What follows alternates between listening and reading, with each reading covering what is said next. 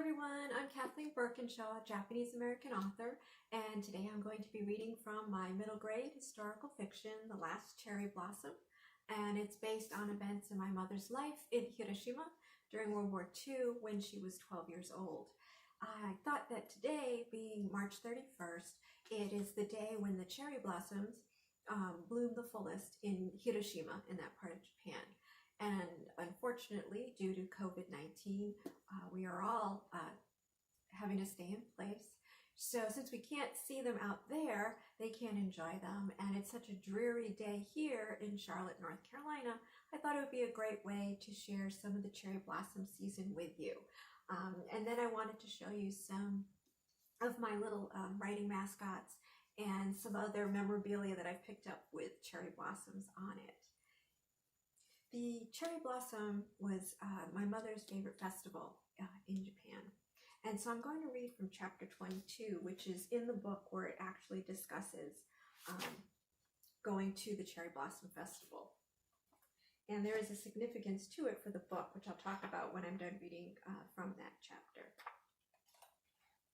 Okay, here we go.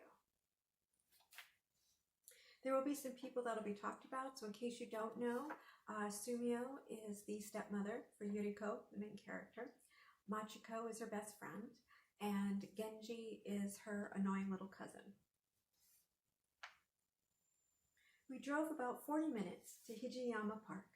Once we arrived, I picked up the blanket and small picnic basket.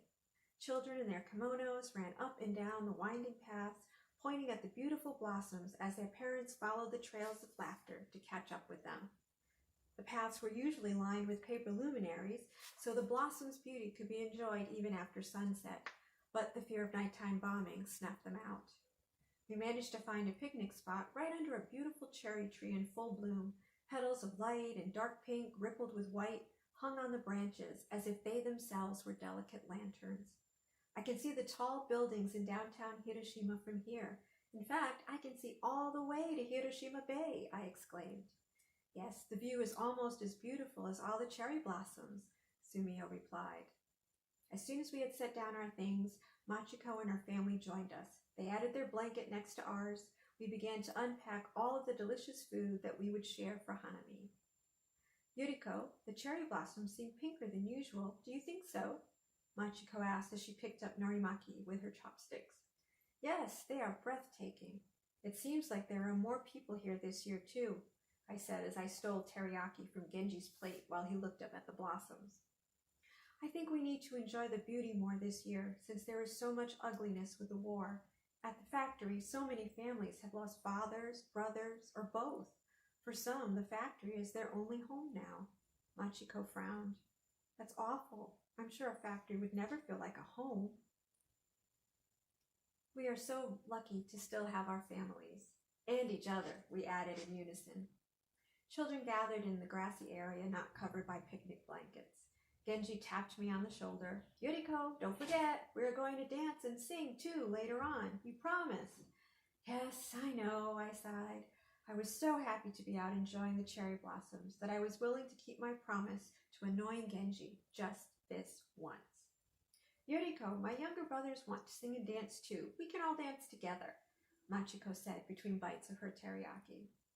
That would be more fun than Genji and me dancing alone, and I laughed. I wouldn't let you do it without me, Machiko smiled as she bumped against my shoulder. The sun shone through the clouds and warmed my face. I looked around and saw people in boats rowing out to enjoy the view from the river. A breeze shook the cherry blossom branches, making the petals dance. Time to sing, Yuriko-chan, Genji interrupted my thoughts.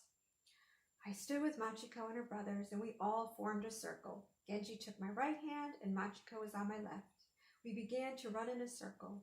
We slowed down and began to clap while we sang the ancient song, cherry blossoms, on meadow, hill, and dale, as far as you can see, is it mist or clouds?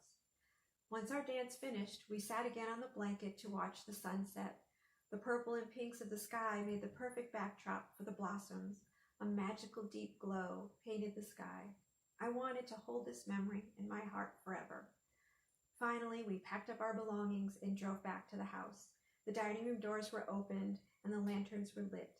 When we entered the dining room, the sight of the beautiful cherry blossoms in our own garden took my breath away. Papa invited us to sit in one of the many chairs set up along our antique cypress table. Once we were all seated, Papa raised his glass and said, "Cherry blossoms are like life itself, so beautiful, yet so fragile that they bloom only a short time. A toast to my family and to enjoying our time together. Kanpai!" We all replied with a joyful "Kanpai!" As I sipped my plum juice, I glanced down and noticed the little scuff marks that my Geta sandals had made on the table when I was only 4. Papa had placed me on the tabletop to entertain some guests by singing and dancing to the cherry blossom song.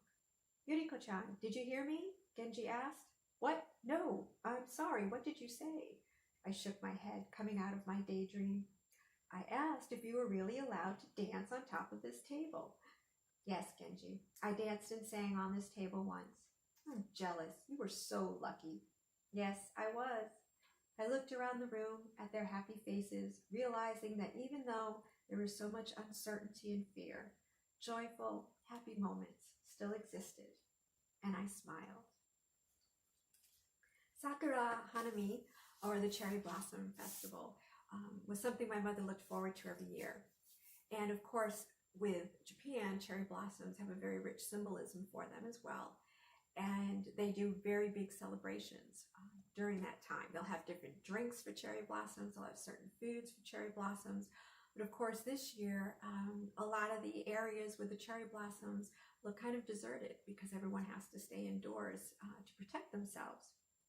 Now, for my mom, the Cherry Blossom Festival, that was the last time that she spent with her entire family being together. So that was very special to her. And when I chose the name, The Last Cherry Blossom, for the book, I also thought of it as when the bomb was dropped, they had said that because of the radiation, that nothing would grow for about 5 to 10 years. But that following spring, the cherry blossoms did bloom again.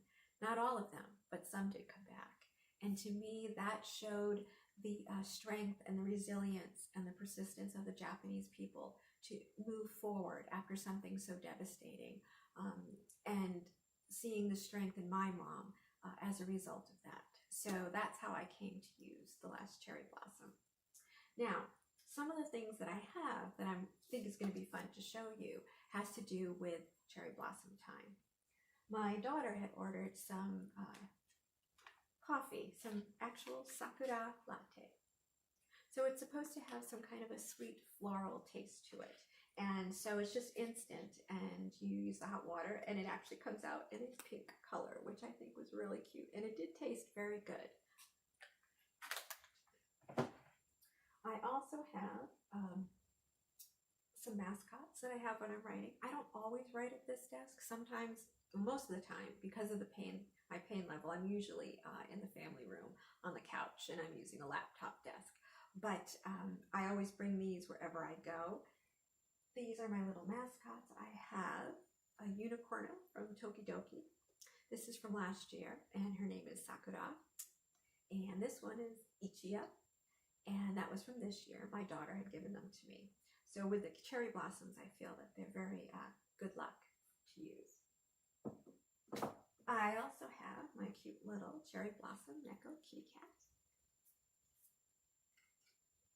I also happen to have Groot as well, and Blanche from the Golden Girls, but they're not related to the cherry blossom. I also had done an order a couple months back, and through a crate, Japanese crate thing that they have for subscriptions, and it happened to be for the cherry blossom. So I want to show you what I got in that. It was really, really cute. They have this little cherry blossom cup, and they also have a Shiba Inu, which is the popular breed of dog in Japan. And the reason they put that in there, and they have it wearing a little backpack and a little yellow hat, is because in April is the start of school in Japan. That's when their school year starts. Unfortunately, that won't be happening this year. But this little dog is usually out and about enjoying cherry blossom time. The other thing that's part of it is this little towel with Hello Kitty and cherry blossoms.